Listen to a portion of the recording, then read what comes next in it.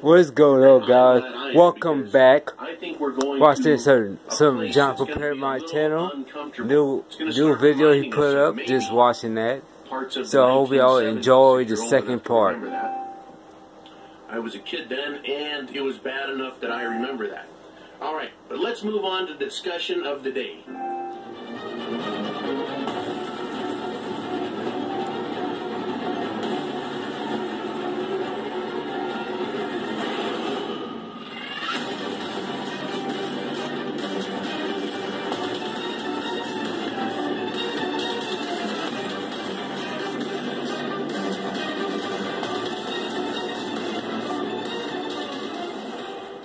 Now, I do accept the fact that, hey, we could get kicked off YouTube at any time. Because right now, that's what's going on. And I know you guys are hearing about this. There are many channels that are throwing absolute fits. Because months and months ago, I said, you know what? I don't like what's going on. I don't like what I'm seeing in the analytics. They're unsubscribing people. Right, they're fibbing about the number of people watching. They started censoring our search results. Then they started removing views. Yeah. They started penalizing us by demonetizing individual because we are a prepper channel, a survivalist channel. Let's pack up the bags. Let's move to Patreon. Yeah, that's what I meant too, guys. I'm in Patreon myself. They're taking these incremental, destructive, progressive steps towards Big Brother-style censorship. That's right. Don't forget to hit that subscribe button, that thumbs up, hit notification when I post new videos. That's right. The Stay tuned. Mouthpiece of Google, created by the CIA, YouTube, created by the CIA. Right? Those devices. And then also Facebook, created with the assistance and help and by the CIA, the Central Intelligence Agency, the National Security Agency. All of those major groups have a great interest in understanding people's social ability, the way we socially interact and exchange information, and they want to control our thoughts. They started by learning who we are, and now they want to control what we know by cutting out information that is contrary to what they want us to believe. So there's a major war in Washington, D.C., and Trump is fighting it with part of the Republican Party against the left, the mainstream media, and mainstream social networks, Google, YouTube, Facebook. Right, so I'm on YouTube, right? I'm on Facebook, right? And here we are at Patreon. Yep. You know, and on Patreon, I use YouTube to host the videos to make them pay, but they don't get paid back a whole lot, right? But we can always host our videos out of another site like Dailymotion or Vimeo. A number of others. Yeah, I'm on video myself. Get over here to Patreon. You see, they can't hurt us that way. And then, of course, we have the preparedmind.club, which is funded by you guys. The shopping you do at the shop site on the preparedmind.club. Go check your shopping thing out, guys. It provides a forum, a blog. It provides video storage to a degree. It does a number of things for us, including Prepper Connect, and getting you the absolute best products at the best possible price. At this stage of the game, I'm sorry it's Amazon, but at this stage of the game, there's no fucking helping what's going on Main Street and brick and mortar. That system is crushed, and the preparedmind.club isn't going to be the straw that broke the camel's back. I'm not even the molecule that broke the straw that broke the camel's back. But I'm trying to provide those products to you that I know we're going to need. Alright, guys, I'm going to have to cut it short, guys, but yeah. Hit that subscribe button, that thumbs up when I post new videos, but we're going down the road to I'll wait for an extra couple minutes. It is censorship itself. Censorship. It is absolute proof. Damn YouTube, man. You know, I talk just catch me on Patreon, guys. I talk about politics. Catch me on video, catch me on, I talk about all kinds of things. But catch me on is a key Twitter, element. Instagram, and Twitch. To what? To collapse. You see, right now we've got so people on the left. Just go to my channel, hit email. So if you want more information, just go to my channel, hit email, and it's it to my channel stuff like Patreon, and Twitch, picture on, whatever. So just go to my video and hit email. Go to share, hit my email, and send you yourself freedom, right? Free people want different sources of news. We want to pick our own. We want to pick our own, and we're not being allowed. Yeah. What are they doing? They're getting rid of alternative news channels. And it's amazing, because it's just YouTube, and not everyone gets their news there. And on the news that people get, they get the left and the right. It's pretty well balanced. But people can choose what they want to hear from. On here, I say, hey, I've got some information. What do you think of it? Think about it for yourself. Make your own decision.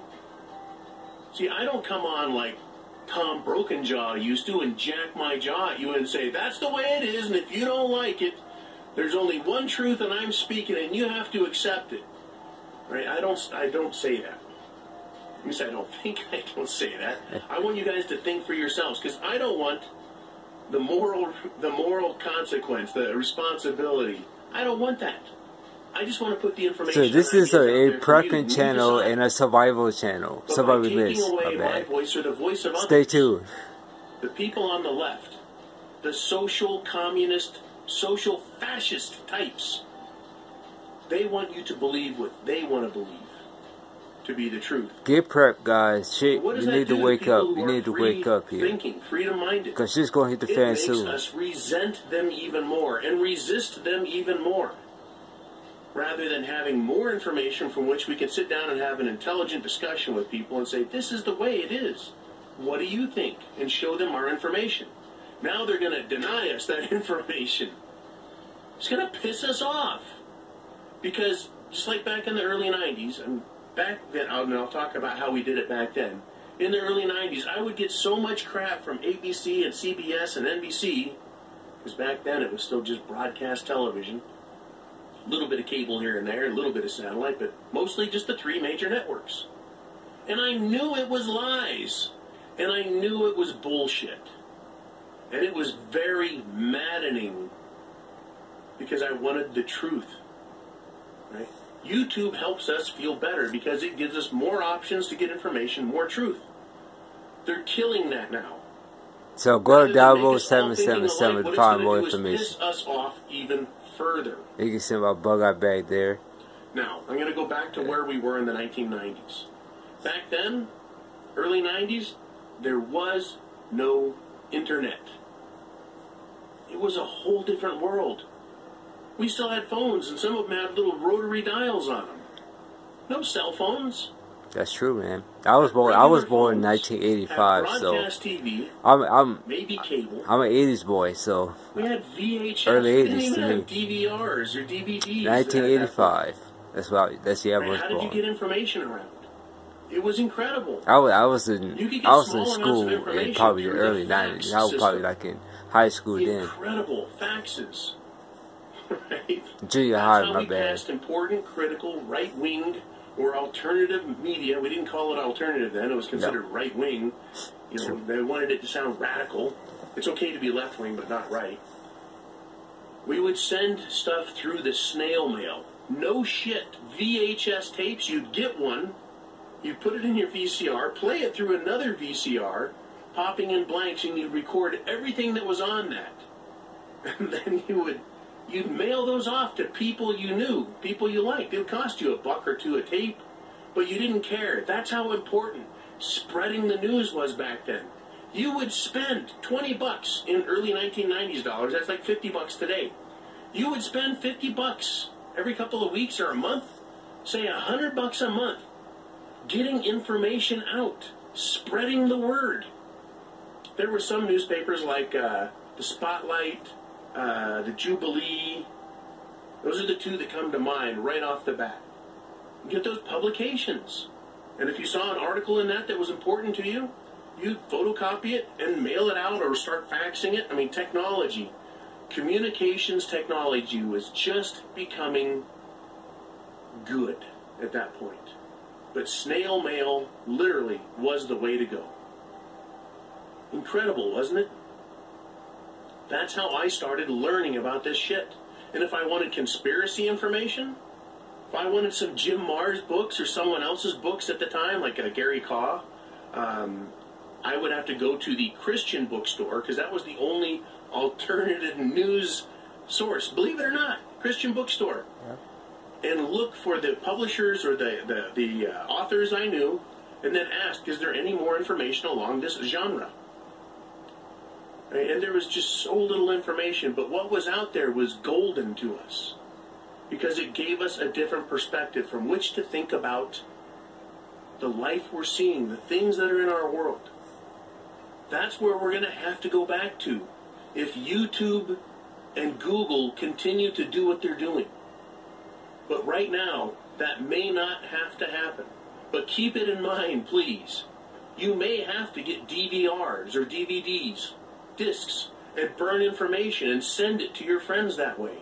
And keep the information going. We used to have, we call them conspiracy parties. Hey, I got a new disc on Waco, or a new VHS on Waco. Come on over, let's see what the hell they're saying about Waco. A lot of independent research is done. Can you imagine back then doing research? You'd have to go to news studios and ask for copies of the news stories they did so you could look at footage from what happened. Say at the Oklahoma City bombing, for example.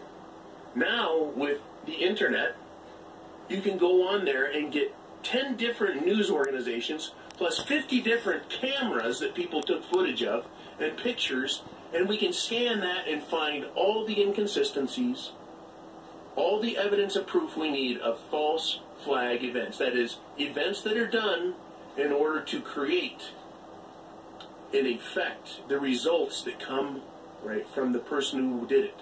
In other words, it's the Hegelian dialect. Problem, reaction, solution. They create a problem, they get a reaction out of us, and they offer a solution, which is what they wanted in the first place. Back then, it was much tougher. Much tougher. But people were doing it. And that all got squelched by that Oklahoma City bombing. Because, and I want you to know, don't lose heart at all of this censorship that's going on.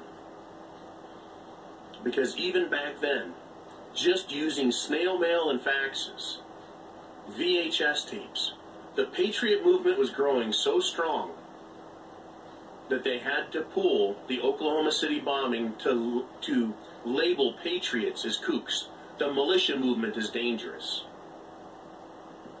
And I still find it amazing, absolutely amazing, that with 9/11, an obvious, over-the-top false flag event, the information's available still. It's available on YouTube. It's available online everywhere. They cannot kill the information now. Right? What did they call everything that came out after that? Everything. It was good to be a patriot. Now it was awesome to be a patriot. We had the Patriot Act, a great piece of legislation that removed people's constitutional protections from government intrusion in their lives. When it first came out, everyone was irate about all the privacy incursions. That's right. Now people accept it. You get a new phone and it can spy on you. It can look at you. It can listen to you. It can record things. It can send them off to the government. They're doing it now. Everything you surf, well, since you're using their service and their product, you agree that they get to use all the information. They can even sell it for money to advertisers. And I can look up widget on Amazon, and all of a sudden, in every other browser page I open up, I see advertising.